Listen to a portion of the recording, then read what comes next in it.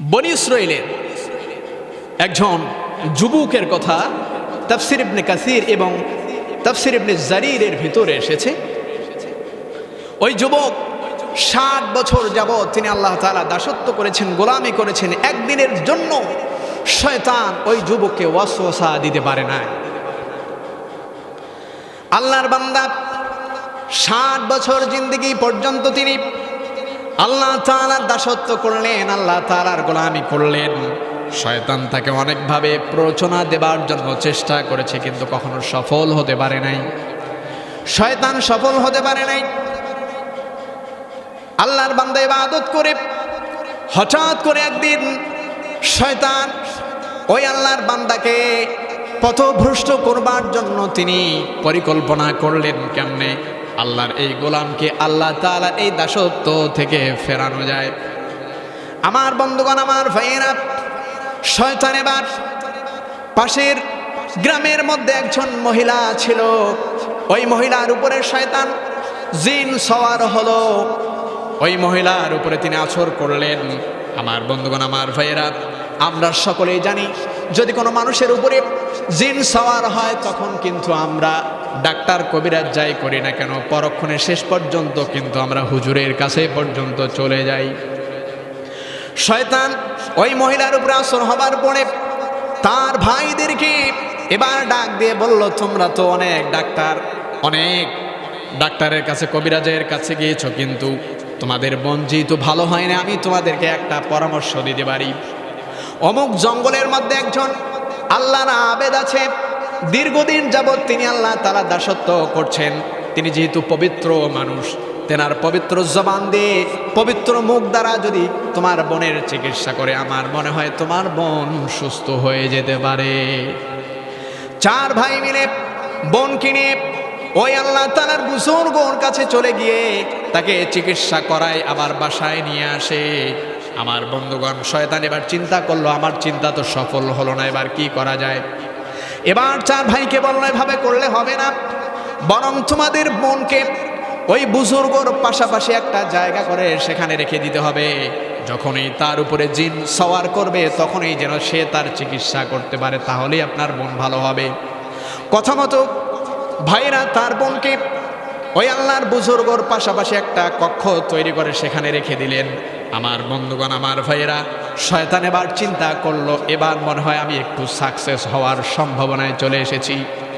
শয়তান এবার ওই মহিলার প্রতি আল্লাহ তাআলার ওই বনী ইসরাঈলের সেই যুবক, যেই যুবক 7 বছর যাবৎ শয়তান তাকে ধোঁকা দিতে পারে না, ওই যুবকের প্রতি ওই যুবককে শয়তান তার অন্তরকে ওই মহিলার প্রতি একটু অনুগামী করে দিলেন, ভালোবাসা তৈরি করে দিলেন। মহিলার প্রতি তার দুর্বলতা বেড়ে গেল। এক পর্যায়ে ওই মহিলাকে ওই আল্লাহ তাআলার সেই ফরমা বান্দা, যে বান্দা আছে, এই বান্দা তার প্রতি আকৃষ্ট হয়ে গেল। এক পর্যায়ে তার সাথে সে অপকর্ম করলো, জেনার মধ্যে লিপ্ত হয়ে গেল। সম্মানিত ভাইয়েরা আমার, জেনার মধ্যে লিপ্ত হয়ে গেল, কিন্তু মহিলাটা ছিল কুমারী মহিলা। পুরুষের সংস্পর্শে আসার কারণে, যেহেতু তিনি পুরুষের সঙ্গে ছিলেন, একটা সময় অতিবাহিত হওয়ার পরে দেখা গেল ওই মহিলার অবয়ব, শরীরের অঙ্গ প্রত্যঙ্গর মধ্যে চেঞ্জ চলে আসলো। এবার ওই বুজুর্গকে শয়তান গিয়ে বলল, ভাই, আপনি তো বড় ভুল কাজ করেছেন, আপনি ওই মহিলার সঙ্গে জেনা করেছেন, কিন্তু মহিলা তো আজকে প্রেগনেন্ট। এই খবর যদি গ্রামের মানুষ জানতে পারে তাহলে কিন্তু আপনাকে ফাঁসির রশিদে ঝোলাবে। অতএব আপনি যদি এই অবস্থা থেকে আপনি যদি বাঁচতে চান তাহলে আপনাকে একটা কাজ করতে হবে। কাজটা হলো, আমার বন্ধুগণ, আমার ভাইয়েরা, ওই মহিলাকে দুনিয়ার জমিন থেকে আপনাকে বিদায় করে দিতে হবে। আমার বন্ধুগণ, আল্লাহর বান্দা প্রথমত মহিলার সঙ্গে জেনা করে অপরাধ করেছে, এরপরে শয়তানের কথা মতো ওই মহিলাকে দুনিয়ার জমিন থেকে বিদায় করে দিয়েছে, হত্যা করেছে। 2 নম্বর অপরাধ করল। আমার ভাইয়েরা, আমার বন্ধুগণ, আমরা বাংলাদেশের অনেক হক্কানি ওলামায়ে কেরাম, আমরা অনেক সময় মাজারের বিরোধিতা করি। এর কারণ হলো, আপনারা জেনে রাখবেন, কোনো মানুষ যদি বেদাতের বেদাত এখনো পর্যন্ত শুরু করে নাই, কিন্তু বেদাতের সংস্পর্শে গিয়েছে। এই মানুষটা বেদাতের সংস্পর্শে যাওয়ার কারণে ওই মানুষটার দ্বারা একদিন বড় শিরিক সংগঠিত হবে, কথার মধ্যে কোনো সন্দেহ নাই।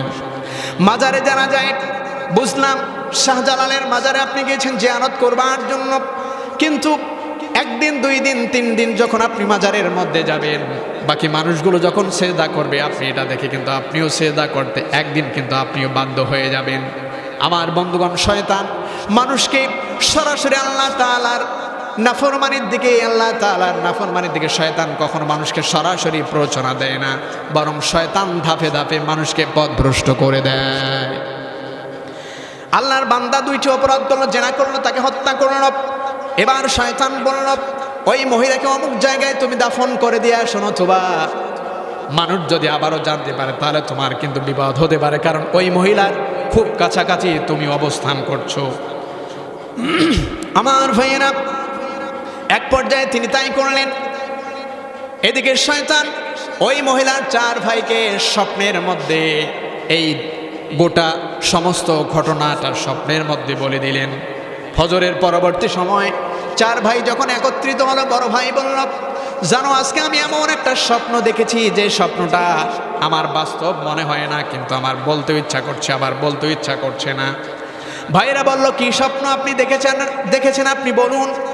ভাইদের জোরাজুরিতে বড় ভাই এবার ডাক দিয়ে বলল, আমরা যে বুজুর্গর কাছাকাছি আমার বোনকে ভালো হওয়ার জন্য, জিন থেকে বাঁচার জন্য দিয়ে এসেছিলাম, আমাদের বোনের সঙ্গে তিনি জিনা করেছেন, তার গর্ভের মধ্যে সন্তান এসেছিল, এই অপরাধ থেকে বাঁচার জন্য আমি স্বপ্নে দেখলাম আমার বোনকে হত্যা করে অমুক জঙ্গলের মধ্যে সে রেখে দিয়েছে।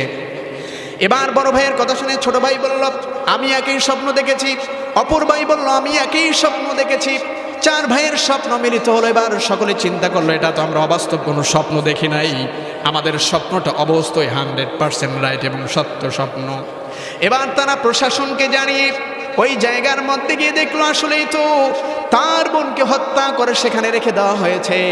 প্রশাসন লাশটাকে উদ্ধার করে, সেই সময়ের তৎকালীন সময়ের যারা ক্ষমতাসীন ছিল তারা দল বল নিয়ে, প্রশাসন নিয়ে ওই আল্লাহর বুজুর্গকে তারা অ্যারেস্ট করলো।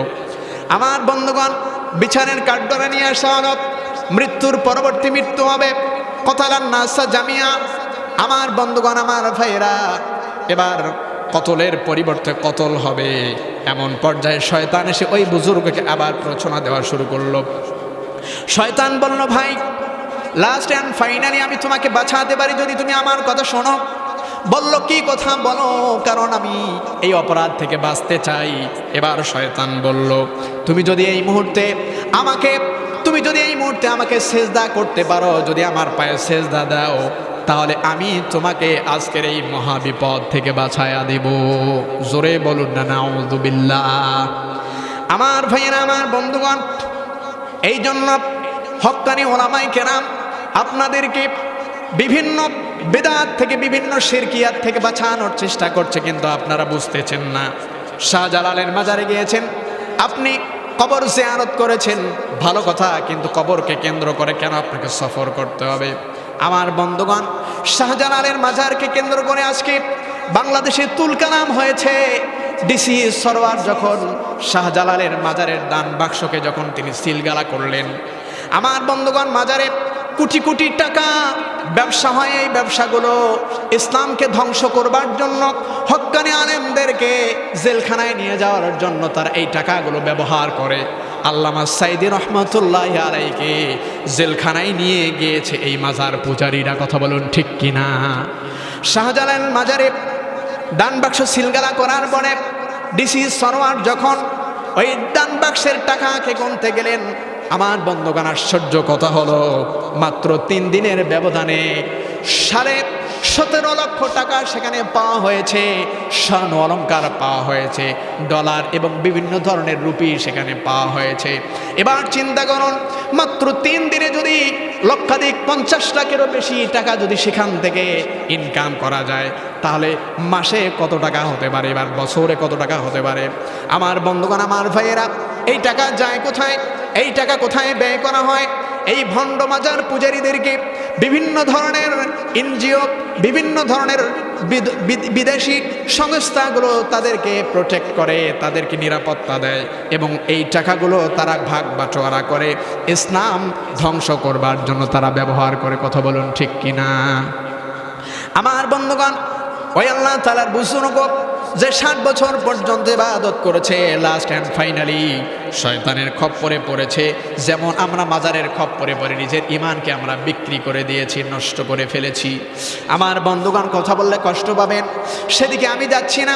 তবে হক্কানি আলেমদের মাজার আমরা জিয়ারত করতে পারি, যেমন সারসিনার মাজার আছে আমার বন্ধুগণ, চরমনাই থেকে নিয়ে শুরু করে আমার বন্ধুগণ উজানি এবং সোনাকান্দা, এভাবে অনেক ফুলতলি থেকে নিয়ে শুরু করে অনেক হক্কানি দরবার আছে, সেগুলো আমরা যেতে পারি। কিন্তু মাজার সেজদার পক্ষে, মাজার পূজার পক্ষে আমরা কেউ নই। কথা বলুন ঠিক কিনা? আল্লাহর বান্দাই কথা শুনবার পরে তৎক্ষণাৎ যখন শয়তানকে সিজদা করল, এবার শয়তান আল্লাহর বান্দাকে ডাক দিয়ে বলল, ও আল্লাহর বান্দা, তুমি কি করেছো তুমি কি জানো? এবার আমি তোমাকে বাঁচাতে পারবো না, তো পারবো না। তুমি যদিও বা আল্লাহকে ভয় করতে না পারো, তবে চূড়ান্ত আমার ফয়সালা তুমি শুনে নাও। অলা ইন্নী আখাফুল্লাহ রাব্বাল আলামিন। জোরে বলুন আল্লাহু আকবার। শয়তান শুনিয়ে দিলেন, তুমি তোমার রবকে ভয় করতে না পারো, কিন্তু আমি শয়তান হলেও আমি কিন্তু ভয় করি একমাত্র সৃষ্টিকর্তা, যিনি তিনি আমার রব। আমার বন্ধুগণ, এই মাজার পূজারীরা, এই ভণ্ডওয়ালীরা, এই ভণ্ড পীরেরা কিয়ামতের ময়দানে শয়তানের মতো বলবে, আমি তো আজকে তোমার জাহান্নামে যাওয়ার কোনো কারণ হতে পারি না, কারণ আজকে আমি নিজেই বিধিব্যস্ত হয়ে পড়েছি। আমি তোমাকে কেমনে সাহায্য করব, কেমনে আমি তোমাকে জান্নাতের পথে তোমাদেরকে নিয়ে যাব, ফুলসিরাত কেমনে তোমাকে আমি পার করাই দেব। এই শয়তানের মতো ভণ্ড এই মাজার পূজারীরা, এই ভণ্ড জালালিরা, এই ভণ্ড পিশাবগুলো কিয়ামতের ময়দানে বলবে, আমি তো ভয় করি একমাত্র আল্লাহকে। অতএব সময় থাকতে সাবধান হয়ে যান। মাজার, ভণ্ড পীরদের কাছাকাছি আমরা কখনো যাব না। যদি জান্নাত পেতে চান, হক্কানি আলেমদের সঙ্গে থাকবার দরকার আছে না নাই?